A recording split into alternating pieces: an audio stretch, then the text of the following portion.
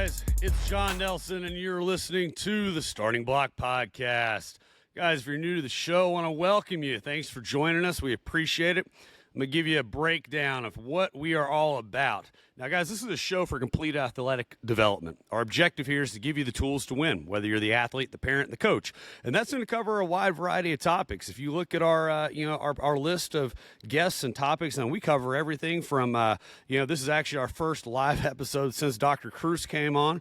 We cover everything from light to nutrition to training to everything in between. So you're going to get all kinds of stuff with us. But our show is a little bit different than your standard podcast. We actually have multiple episodes within the show. So the first episode you're going to hear is what today is, and that's a Q&A. That's a bi-weekly episode where myself and my co-host, Chris Scarborough. What's up, Chris? Good morning, guys. That is where Chris and I will take the questions that y'all submit to us. Chris, where can they submit those? Info at startingblockpodcast.com. Yeah. So those questions are related. Hey, it can be anything that you may have heard on one of our guest interviews. It can be training, rehab, nutrition related. You just submit them there, and we'll tackle them in the Q&A. The other bi-weekly episode is going to be your guest interview, and that's where we have colleagues from literally all across the globe come on, and they're going to share their stories of how they win, what they do with their clients, patients, their practices, theories, beliefs, and holy shit, we had some amazing guests the last couple of weeks. We got a bank of episodes too, and I'm excited to keep releasing these because you're going to like. If you're a regular listener, you're really going to like some of the episodes that we're going to be dropping here soon. But so that's our guest interview, and then the final episode you'll hear from us is the Friday Fire Fact. We don't do this one on a regular basis. This is more just if I feel like I got something on my mind that I want to share that's related to the training or strength and conditioning fields or rehab field, and just kind of feel like I need to brain dump a little bit. That's about 10 to 20 minutes of me giving you some just real talk about it. So that's our episode and show breakdown. We do have a fee. We ask you to pay your dues and share the show. If you get value out of this, please share it. Bring us a friend and help us grow this. That's all we ask. We're not running ads. We're not doing anything else like that. Just, share the show, leave us a review. We appreciate it. So with that, let's go ahead and move into the Q&A. So what we got today, Chris? All right. Question number 1. Range of motion for a baseball player. I would assume just based on the way this question is asked, it's more along the lines per pitcher, but it could be anyone who throws. Is passive range of motion important? And is it as important as active range of motion for a baseball player? Yeah, that's a good question. I'll start and say, I think we need to first recognize the difference between passive and active ranges of motion.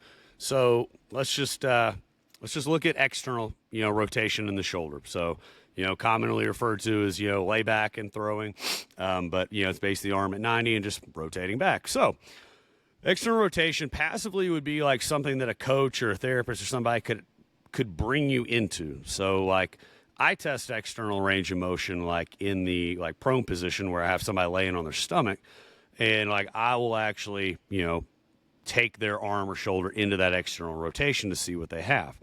As a side note, I do it in the prone position because it's very easy to get that extra range of motion by hyperextending the back, the lower back. That's why I don't do it standing, or honestly, even in a supine position, laying on your back with your stomach up. But anyways, passive is what I can put the joint into.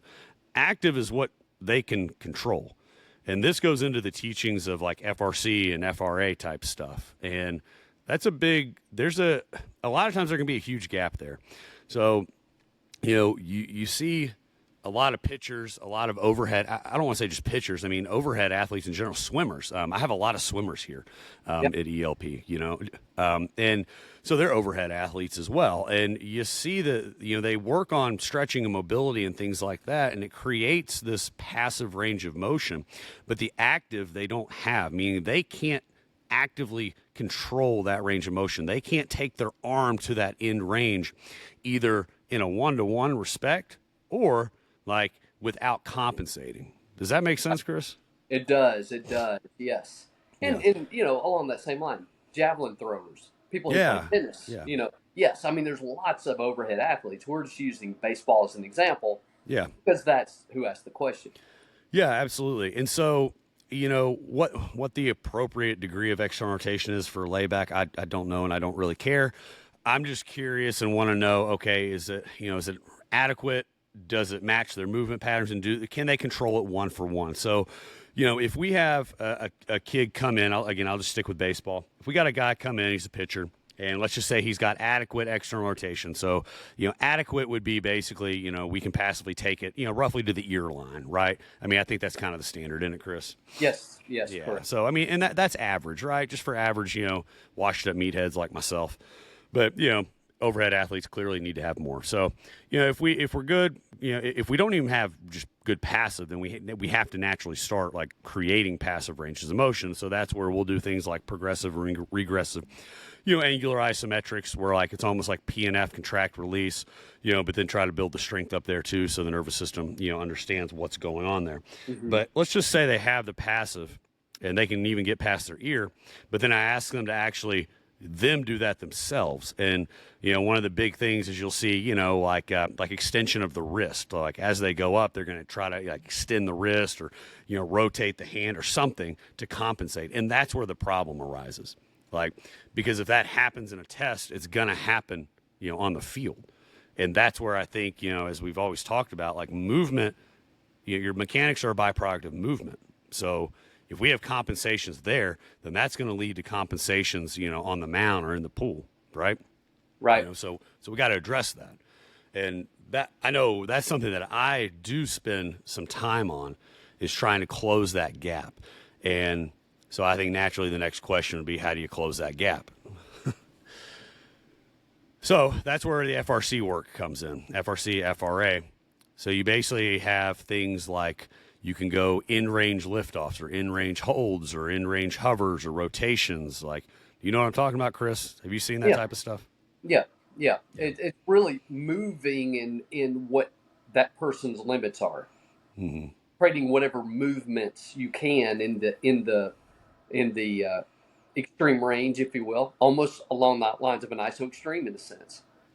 Yeah, I guess you could think of it that way. So, like a good example would be like I'll get some yoga blocks, for example. I have a kid lay on the floor, and we'll take their arm through their external range of motion. I'll take them to their in range as far as they can go, and what we'll do is we'll block the arm there, and then after they're comfortable, we've sat there for a second, we'll count down like 3, 2, 1, and I'll take a block out, and then they are forced to engage and hold that, and they never can because they don't have that active control in that in range. And just like any other strength protocol, it will build up over time. But like, it's brutal when you take a joint to the in range and you don't have strength there. It's one of the hardest exercises you'll ever do. Like, you're gonna cramp up, you're gonna get sore, and it's uncomfortable. Like, it's a deep like joint soreness too. Like, it's hard to explain. Yeah. But anytime you have range of motion limitations, you're going to have weakness limitations on the opposite side. Let's face it. I mean, for example, you can't externally rotate a shoulder, in this particular example we're using. The internal rotators are what you're testing the range of motion of, right?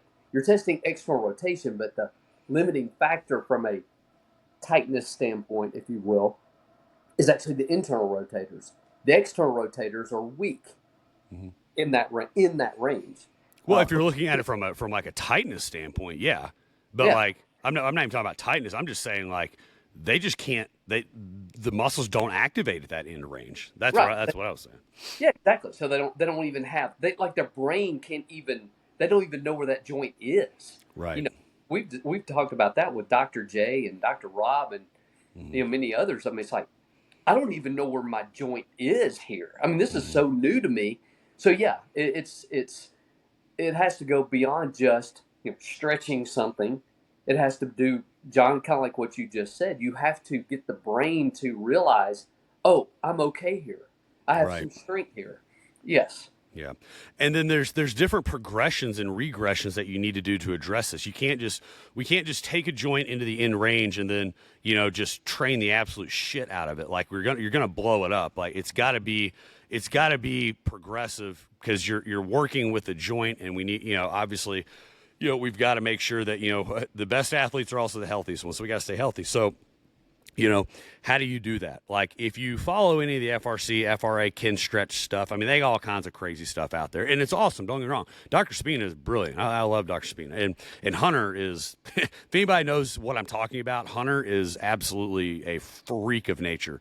I don't know his Instagram handle, but like, just type in Hunter FRC, and it's stupid the things this guy can do. But the point of that is you see all these crazy like liftoffs and like taking the body to these insane ranges of motion and controlling them. And so kind of the first step in that with me would be like utilizing CARs to help bridge that gap. So CARs is controlled articular rotations, fancy term for controlled joint rotations. Just taking the joint through the biggest range of motion that you can without any compensation. Our guys and athletes and clients do CARs, before or after workouts. I know we had Brad on from Elite Athlete Training Systems up in Canada. Yep. He talked about using CARs like in between lifts and stuff. And that's awesome. So we use CARs to kind of keep things open and keep it moving. And then we'll go into, depending on what they need, strengthening to close that 1-to-1 ratio, or if there actually is a tightness, like you said, Chris, we'll utilize what's called Pales rails or progressive and regressive angular isometrics, and that's basically like a contract release type of method. And I think that's really important to talk about because, how many times, Chris, like have you had an athlete come to you where, let's just say they had like shoulder tightness or whatever. And, they come in and mom or dad or kid is like, yeah, doctor just said stretch it. Right. Oh, yeah. Yeah, happens a lot. It's like every day. And like, right. That's not the right answer. Like, you don't just stretch it. It doesn't work that way. That's not how the body operates. Like, it's what has to happen is we have to identify like, okay, is passive adequate? Then is active adequate? If passive is not adequate, all right, we have to get there. Use Pales rails to get there. Now, do they have the active after the passive is there? If it's not, then that's when you train it. You don't just go randomly stretching. That's where these problems have arisen because you've got guys doing just excessive amounts of band work all the time. Like arm care is the biggest, I don't know, arm care I feel like is the biggest craze of all time. Like, don't get me wrong, arm care. I mean, I even tell our guys to do arm care too. I mean, I still think some of it's important, but not to the level that, kids do it these days. But I regress. I don't know. I even lost my train of thought now. I got all hyped up on arm care, and I totally have no idea where I was going with that. But I don't know. Where the hell was I going? Well, we're just referring to you got to get passive. You got to get passive first, and you got to and then there. Then you got to use various techniques to then get the body familiar. You can't just stretch it. There's no just stretching. Yeah. It does not work because your brain doesn't know where that joint is. If all you've done is passively stretch something, and that's it. Your brain doesn't know where that is. It can't use that. It actually is going to set you up for a bigger problem. So, yes. Yeah. So, so if you're a coach out there trying to figure out like, okay, how much mobility work do my guys need? What do I do? This is a really good place to start. Like, look at passive and then look at their active. Can they control that? And is it 1-to-1 or pretty dang close? If it's not 1-to-1, you've got to train that. And you don't do that by doing more band external rotations. That's not how it works. Right. You actually have to take the joint like specifically to that range of motion and train it there. So here's like a really hard example of like not shoulder, because I think shoulder you can get it can get a little dangerous if you're not familiar with what you're doing. So like a really interesting one is like if you just sit on the floor, right, and like do a figure four. So like one leg is straight out and like one leg is, like the foot's pulled up towards your knee, like almost like you're sitting Indian style, That's probably politically not correct these days, but I don't really care. So like, all right, so one leg is straight and one leg is like sitting Indian style, right? Now, if you lean all the way over, like basically trying to like quote unquote stretch your hamstring, lean as far as you can, and then try to lift that, straight leg, you're not going to be able to do it. But if you back off about like 5 degrees, or like 2 or 3%, whatever, then lift it, then you're training, you'll be able to lift it up. That's training in ranges of motion. And that's kind of similar to what I'm talking about a little bit. So that's kind of an interesting test to try to see kind of, do you have control of your in ranges of motion? So, yep. Good point. Yes. Yeah, that was a good question. I hope in all my rambling, I answered that question somewhat. No, very good, very good. All By the right. way, real quick note on that. We actually had an athlete a year ago who ended up with a minor shoulder injury following arm care. Okay, arm care. Yeah. But we, of course, with some of the testing, John, that you and I do, we actually found his body did not like it. It wasn't doing external rotation with the band. It was doing too much Yeah. external rotation with the band. His body did not like it. Yeah. And as a result, he tested weak after doing, like he would actually test. I'm not surprised, man. That's Like, not knocking external rotation with a band. That's mm-mm. too much. That's like relying on it too much. So Yeah, exactly. Or like the like plyo work. Like these guys are throwing weighted balls like crazy. And I had this conversation with one of my pitchers the other day. I got a left-hander coming up, and this kid's got some opportunity to do something big. But one of the things that we were talking about was like he actually has like his bicep tendon was like enlarged a little bit, and like we were sitting there talking about some things, and who's like I found out he was basically doing arm care and like plyo stuff with weighted balls, like reverse throws just all mm, day long. And it's like, and I think I've taken a lot of heat over the years, and that's fine, I don't mind. And as saying I'm against it, even though I'm not against that stuff, right. it's all about the capacity of the individual. So it's like, if you don't have that good passive range and you're sitting there throwing a weighted ball behind you because you saw some social influencer on Instagram or TikTok doing it, or Driveline says do it, what's happening is you're putting a ton of pressure on that shoulder capsule, and it's going to create this inflammation, and it's not a good thing. Like, and that's where people, I think, really need to take a step back, especially parents who start getting their kids involved in things like arm care, Driveline stuff. And don't get me wrong, I'm not hating on Driveline. They're great. They're very good at what they do. But you have to identify, is the range of motion there? Do we have control of it? And then if we can answer those questions yes and yes, then we can add in the things like the plyo balls or what have you. Very good. Yes. So yeah, All good right. stuff. All right, what's next? Question two. This is referring to a sprinter coming out of starting blocks. Toe drag or don't toe drag? Um, I'll just be real and say it's not really my area of expertise at all. I am not a track guy, not really my thing. So, what are your thoughts? And Okay. I'll sit back and listen and learn. All right. Well, very good. Yeah. Okay. That's a very good question. And you will notice that um, if you watch, especially a lot of elite sprinters, you will notice them as they're coming out of blocks. The first couple of steps, they will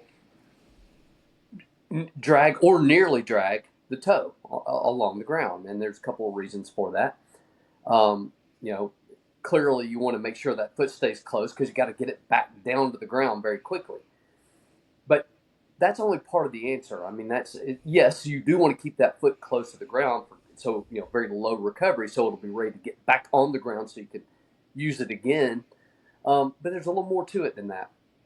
If you watch most people, even good runners, even people who run pretty fast, what you do is you'll notice that they tend to push too far behind their body. They push too far, especially when they're just getting started. Because let's face it, we know how to push much better than we know how to flex. Okay, so as a result, if you push too far, the back foot's going to come up off the ground, and now you've got to make a big loop to get that foot back to the front, right? The foot's got to come back to the front so you can use it again. Well, if you push too long, foot comes up off the ground, and then you got no choice. Your foot's got a long way to go. So much of the toe drag, it's a powerful push, but it's not a long push. Okay, it's not a long push. So let's picture it this way. So let's picture someone who is got their left foot in front, the front foot of a block, and their right foot in the back. Their right foot is going to be the first leg. That's going to be the first leg to take a step, right? It's usually going to come in close to the ground, and it's going to land a little bit in front of the starting line. Okay, it's also going to be, in most cases, it's going to be a little bit wider than say a regular running stance. That's good. Okay, that's a good thing. Um, What you don't want is this big looping motion. That person where you see that big looping motion in their leg before it moves forward has pushed too long. Okay? So speed is not just about how hard you push, it's about how quickly you can push it. So the faster you run, chances are that person has put force into the ground, but they've done it very, very quickly. So, um, so to answer your question, you don't try to drag the toe. It's more the result of doing something else correctly. Okay, it's the result of something. It's not something you try to do. Um, So when we, guys, we don't really like we just kind of briefly go over these before we start the show, just so we don't pull what I did in the first question and completely lose our train of thought. It's like, but actually, I had to look into this a little bit because I'm admittedly this is not my area of expertise, and yeah, you know, one of the things that I mentioned to you, Chris, was like to me, it looks like toe drag. I mean, it is an intentional thing, like it's a technique type of deal. mm. Would you agree or disagree with that? It's. I mean, I think a lot of people have made it intentional. I don't agree with that process. I think you need to, yes, keep a low leg recovery. That doesn't necessarily mean the toe drags. However, if you do a very powerful but short push, and then pull the leg forward, flex the leg forward the way you should, it ends up that sometimes is what happens. So it's the result of doing something correct, not something you intentionally try to do. Does that make sense? Yeah, I think so. But it's all about just getting out of the blocks as quickly as possible, right? That's the Okay. objective of the toe drag, or why people talk about doing it. So, is it necessary? No, no. Okay. We've all seen people that run fast that don't necessarily drag the toe. So who give me an example? Like, can you give me an example of somebody who does toe drag and somebody who doesn't toe drag? Well, many years ago, I say many years ago, let's go back probably 15 years. It was actually labeled by some called the Jamaican toe drag. And I believe the first person I remember seeing do it was Asafa Powell. All right. So he's Jamaican and thus they named it that. Um, that's not saying that only Jamaicans do it. In fact, a lot of people have kind of adopted that technique since that time. But a lot of it was sort of made famous by a lot of the Jamaican sprinters, and so it like once again they're not sitting there trying to drag the toe. What they're doing is they're making they're they're pushing really hard, but very very fast. Then once you push hard, you pull the leg through. Okay, I pushed hard against the blocks. I pull the leg through so I can get ready to push again. All right, if I push too long, I'm not dragging that toe. It's making this big giant loop and it's going to be in the air way too long. So it's Mhm. the result of quick push, not long push. Quick push, get the leg back to the front so we can push again. Right. So the objective is to, like I said, to recover in those first couple steps as quickly as possible. Right. Yes, Okay. correct. So, but now, and I know you mentioned this, like my go-to type of mind, you know, I could understand how, and so that's where I see it like as a technique type deal specifically. Like that makes sense to me. Now that doesn't make sense as we, start to, reach, like a max speed by any means, but like Right. we talk about one of the things that we look at in movement is like the ability to actually like rotate off the ball of the foot. And so you were saying that there's been people that don't like some of the GOTA principles because it's the exact opposite. Is that what you were saying, or am I getting that confused? Well, what happens is if you just I'm just going to refer to what you see with a lot of elite sprinters. Hmm. If you're looking from the front, if you're watching an elite sprinter from the front, from a front view, they're running right at you. What you will tend to see is a huge, once they get that back leg coming out of the blocks, you'll see this massive internal rotation of the hip. Okay, of the back leg as it's moving forward, you see this massive internal rotation as the thigh begins to come out of the blocks and now it's beginning to move back to the front of the body. Massive internal rotation, which leads to the opposite when it makes contact with the ground again. External rotation, and they land on the inside part of the foot. Now, that's only for the first couple of strides. Like you said, John, that's not how they're running the whole race. That's how they're Right. running the first couple of strides. Now, many years ago, they're like, that's inefficient. You shouldn't be doing all this rotation. Well, here comes the problem. This is where, kind of the Darien Bar really kind of got me thinking about this is, okay, efficient, not efficient. Guess what? The fastest people in the world are doing this. And sure enough, if you go look at the fastest runners in the world, you see this. You see lots of side bending and torque coming out of blocks among the elite sprinters. They do not run in a straight line. It just doesn't happen. Coming out of blocks. We're not referring to top speed here. You see a lot of side bending. You see a lot of torque. You see a lot of rotation in the hip. Um, it just is not a straight line. It just isn't. Um, Analyze it any way you want, but the way they do it is the way they do it, and that's almost unarguable. Again, Asafa Powell was an amazing starter. Watch him. I mean, watch him. He's torquing all over the place. Usain Bolt. I mean, he is definitely not in the straight line, and yet a lot of people critique Usain Bolt, saying, if he were to run straighter, he would be faster. He's the fastest man in the world. I mean, what else does he need to prove to you? Um, Johan Blake, American runners, Christian Coleman, probably the best starter ever. And I hate that I'm probably going to ruin this guy's name. Um, uh, Su Bing Chan, a Chinese sprinter, ran the fastest 60 meters in a 100-meter race ever recorded. Okay, the fastest 60 meters ever recorded. He was in a 100-meter race. It was a 6:29. That's insane. That's insanely fast. Yeah. Same thing. I mean, he's not coming out in a straight line. I mean, they're not out of blocks. Now they straighten up it once they go, but coming out of blocks, it's wider stances. It's a lot of hip rotation. It's heels staying close to the ground as they're driving their leg through. Well, And let's get into this like from another sport outside of track. Like, let's just think about like a 40-yard dash, okay. or because I mean they're not using blocks in a 40 like in an NFL combine, or I mean like a running back coming out of the backfield. Like, I mean, is that something that's actually discussed or taught? Probably when people are preparing for a combine or a pro day, I would say yes, they probably Yeah, are.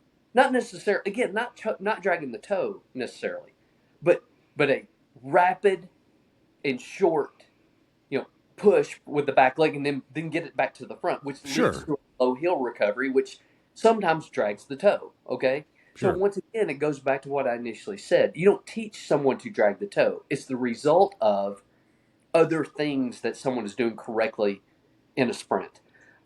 Now, in a running back in a game, do you get into that? Well, no, because they're not even starting with their hand on the ground necessarily.